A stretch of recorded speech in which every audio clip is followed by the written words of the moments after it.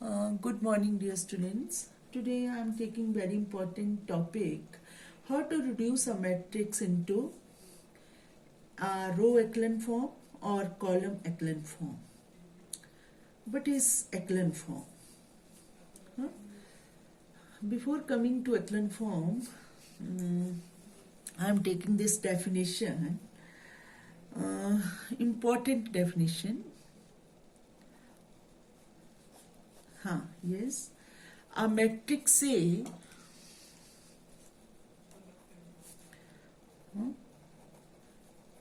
matrix A is said to be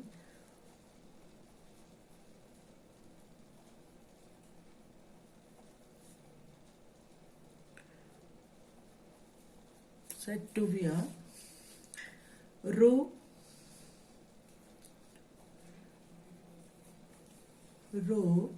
equivalent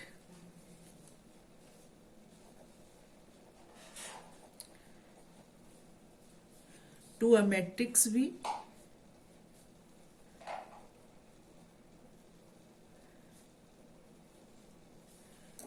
if V can be if B can be obtained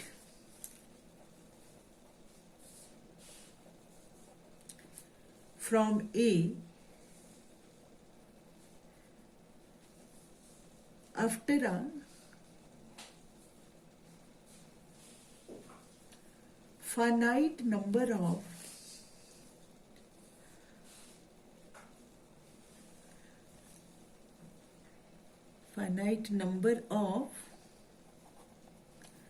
elementary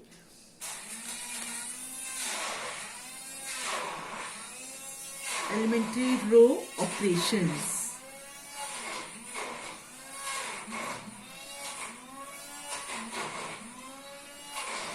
And we write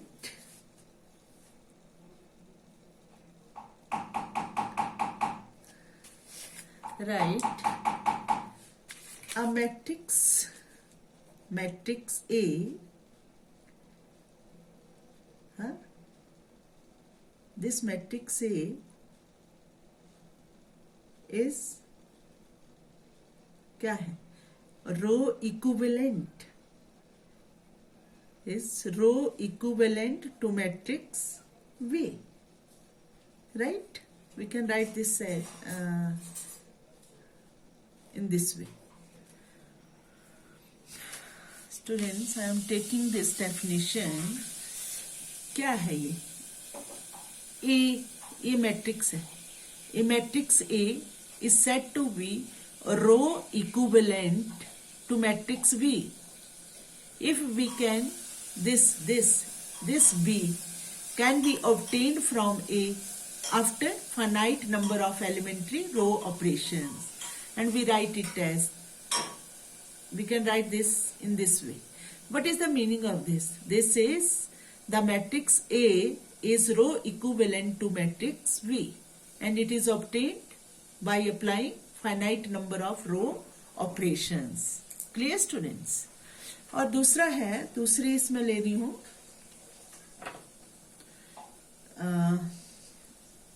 दूसरी जो है definition इसमें a matrix A थोड़ा सा लिखने में ना यहाँ matrix A is said to be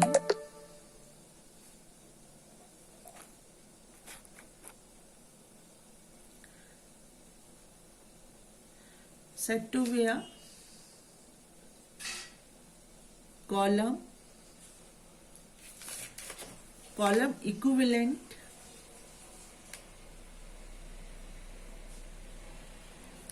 to a matrix V if this matrix V can be obtained from A after after a finite number of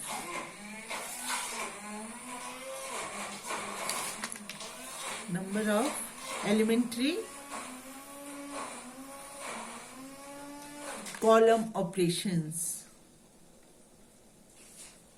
ये कॉलम पे लगेंगे है ना, operations, and we write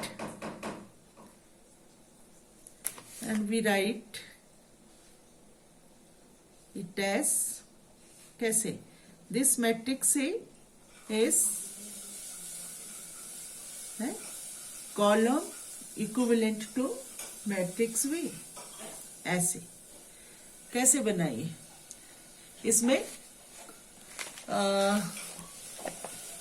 इसमें एलिमेंट्री कॉलम ऑपरेशन से लगाए, ठीक है ना। तो इसका मतलब यही है, एलिमेंट्री कॉलम ऑपरेशन लगाए, इक्विवेलेंट टू दिस। इक्विवेलेंट का मतलब होता है, मतलब उसका रैंक सेम रहेगा, ठीक है ना, जो ऑर्डर है वो सेम होता है, ऑर्डर में ले लें, या matrix A is equivalent to B, मतलब जो ए का ऑर्डर होगा वही बी का रहेगा, ठीक है। अगर ये 3x3 है तो ये भी 3x3 हो, पर एंट्रीज जो है उसमें वो हो सकती हैं, पर रैंक जो है वो बराबर ही रहेगा, ठीक है ना स्टूडेंट्स। तो ऐसे इसको डिफाइन कर सकते हैं। अच्छा, अब आते हैं हम एक्लन फॉर्म पे। क्या है एक्लन फॉर्म? थोड़ा सा यहाँ लिखने में ठीक है, दिख रहा है ना, क्लियर है? हाँ, ये है, बहुत इंपॉर्टेंट है स्टूडेंट्स, ये एक्लन फॉर्म, ECHELON, ठीक है। एक्लन फॉर्म ऑफ अ मैट्रिक्स क्या है? ठीक है, a matrix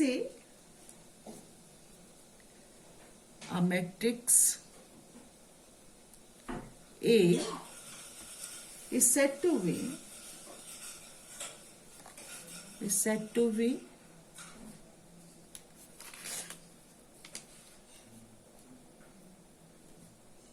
in the echelon form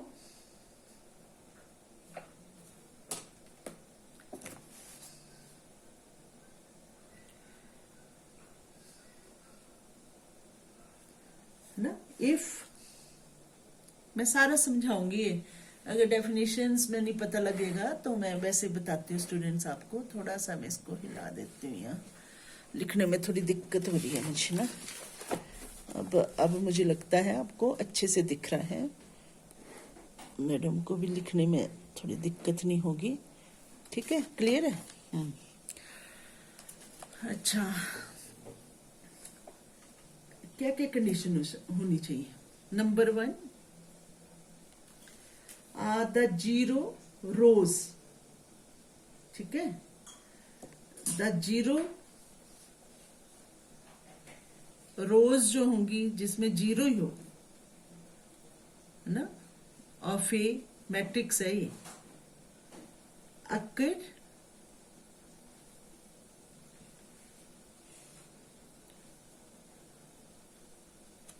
below और द, सारा क्लियर हो जाएगा जैसे मैं क्वेश्चन लूंगी, on all the non zero rows of A. जब भी हम एक्लन फॉर्म में रिड्यूस करते हैं ना, तो इसमें क्या बोल रहे हैं, पहला पॉइंट कि सारी 0 रोज जो होंगी एक्लन फॉर्म में, इसमें होंगी 0 रोज, तो वो कहाँ होंगी? सारी नॉन 0 रोज जो है उनसे नीचे, ठीक है, 0 वाली नीचे होंगी। दूसरा, द नंबर ऑफ, ये जो एक्लन फॉर्म होगी ये रो एक्लन फॉर्म की बात कर रही हूं, ऐसे फिर कॉलम में चलेगा स्टूडेंट्स, ठीक है ना, जहां रो है वहां फिर कॉलम होगा। और ये एक्लन फॉर्म जो मैं बात कर रही हूं अभी, वो एक्लन फॉर्म जो है किस फॉर्म, रो एक्लन फॉर्म की बात कर रही हूं। और जब मैं क्वेश्चन लूंगी एग्जाम्पल तो सारा क्लियर हो जाएगा। The number of zeros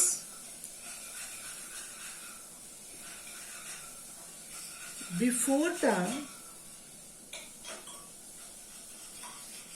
first non zero element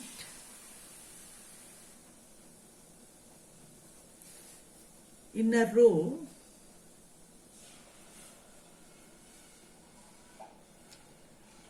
is less than the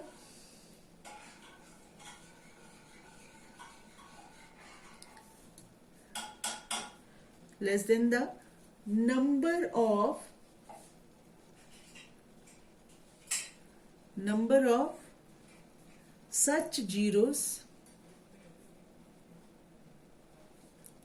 in the next row.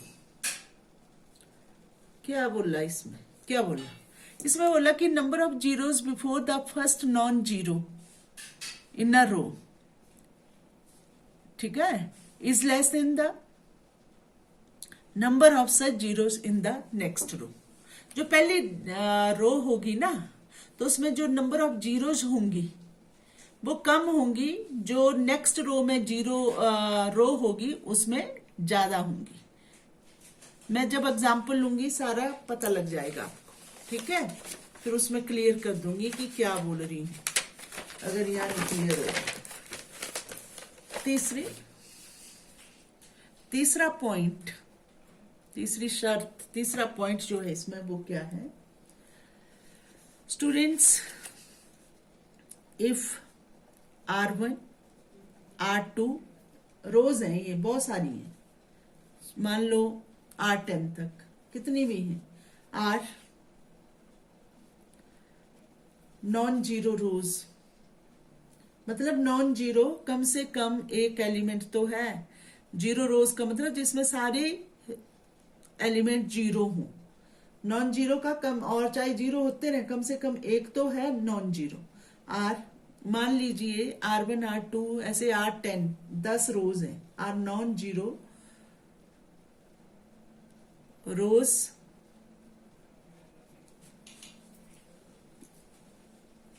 ठीक है, of A, then the first non-zero entry, then the first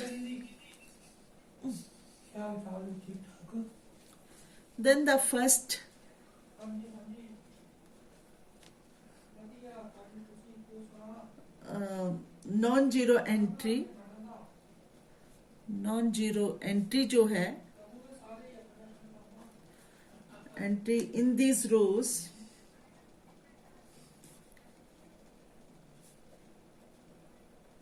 is 1. मतलब ये जो है, मान लो नॉन जीरो रोज है, तो फर्स्ट नॉन जीरो एंट्री जो होगी ना इसमें, वो वन बनानी होती है, वन होनी चाहिए नॉन जीरो एंट्री, है ना? अगर ये सारा कुछ बन जाता है मैट्रिक्स में, देन दिस टाइप ऑफ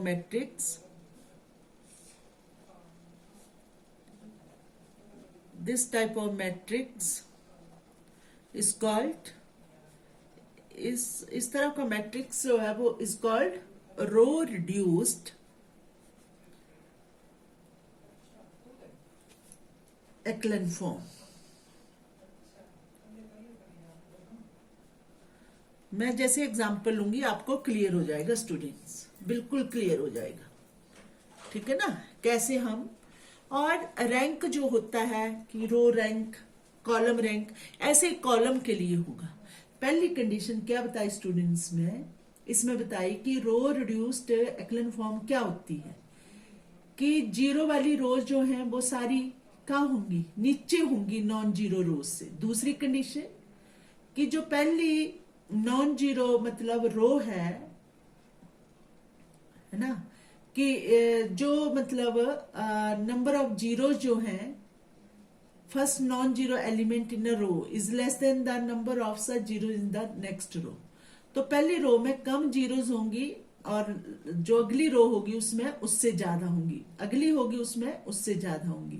और जो भी नॉन जीरो रोज होती हैं उसमें पहली एंट्री जो है वो क्या होगी स्टूडेंट्स, 1 होगी. तो ये रो रिड्यूस्ड फॉर्म होगी. ऐसे ही कॉलम रिड्यूस्ड फॉर्म होगी. कॉलम रिड्यूस्ड एक्लन फॉर्म होगी, तो उसमें जहां रोज की बात हो रही है वहां क्या हो जाएगी, कॉलम्स की। जैसे हम क्वेश्चन लेंगे क्लियर हो जाएगा। ऐसे स्टूडेंट्स रो रैंक और कॉलम रैंक कैसे डिफाइन करते हैं, मैं वो भी बता देती हूँ, फिर लेती हूँ क्वेश्चन। तो ये है row rank of a matrix. Row rank जो है मैट्रिक्स का क्या है ना।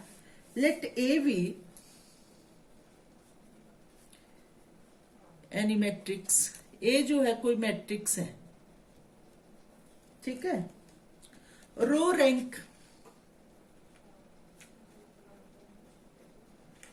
रो रैंक रिटन एज, कैसे लिखते हैं, रो लिखना के पी लिखते हैं, रो लिखा, रो रैंक आर लिख दिया, row rank of A is defined, इसको ऐसे रिप्रेजेंट करते हैं। और होता क्या है ये, यहां देखो सारा एग्जाम्पल से फिर क्लियर हो जाएगा। Is defined as the number of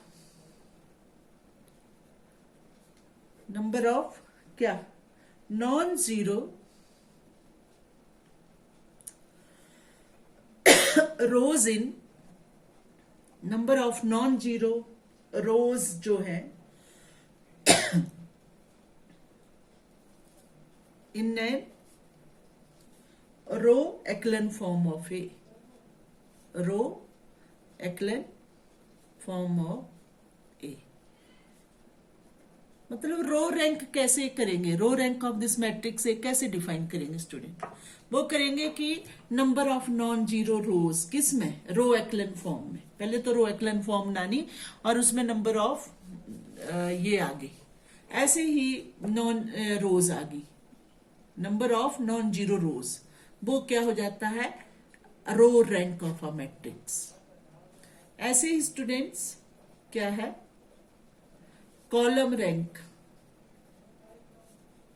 of a matrix. Column rank क्या है, तो कॉलम रैंक जो है इज रिटन एज कैसे, रो सी ए, कॉलम रैंक। और इसको डिफाइन कैसे करेंगे स्टूडेंट्स, ये होगा column rank of a matrix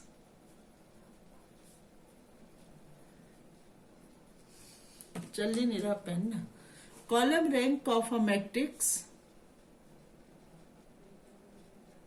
is defined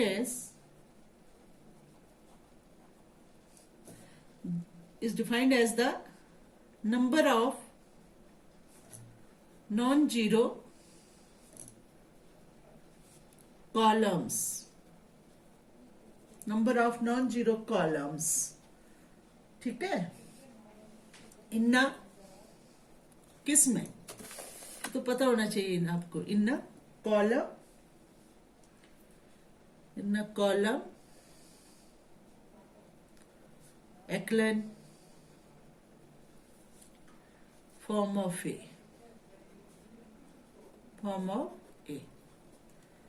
ठीक है। और स्टूडेंट्स याद रखो कि row rank of A is equal to column rank of A, जितना रो रैंक ऑफ ए होगा वही कॉलम रैंक ऑफ ए होगा, बराबर होंगे। अब मैं आपको बताती हूं कि कैसे हम रिड्यूस करते हैं रो एक्लन फॉर्म में और रो रैंक कैसे बताते हैं। तो क्वेश्चन ले रही हूं मैं, और क्या है, एक क्वेश्चन देखना, आप समझ लेंगे तो बहुत सारे क्वेश्चंस आप कर सकते हैं स्टूडेंट्स। मैं ले रही हूं यहाँ क्वेश्चन, यहाँ देखिए, आप ध्यान से देखना। रिड्यूस, ऐसे को लिख देती हूं मैं, थोड़ा टेढ़ा है ना, हाँ, ये है रिड्यूस टू रो एक्लन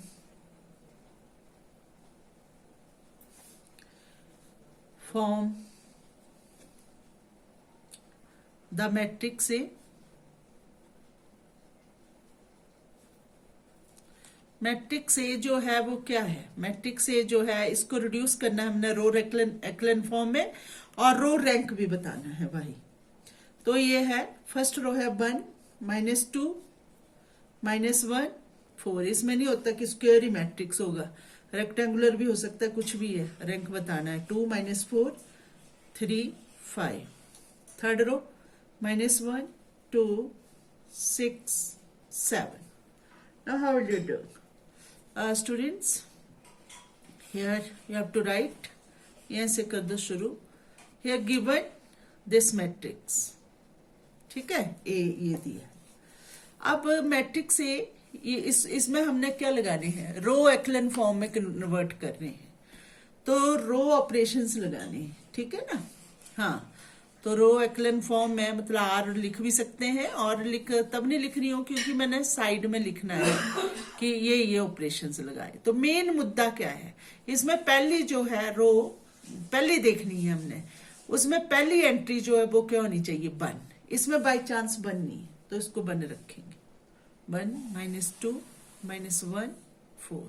और ऐसे ऑपरेशंस लगाते जाएंगे कि अब अगली रो जो है यहाँ 0 बननी चाहिए, अगली में भी 0 आनी चाहिए, उससे अगली जो है तो यहाँ 1 0 है तो यहाँ 2 3 होनी चाहिए, मतलब 2 भी हो सकती है 3 भी हो सकती है, पर इससे ज्यादा होनी चाहिए।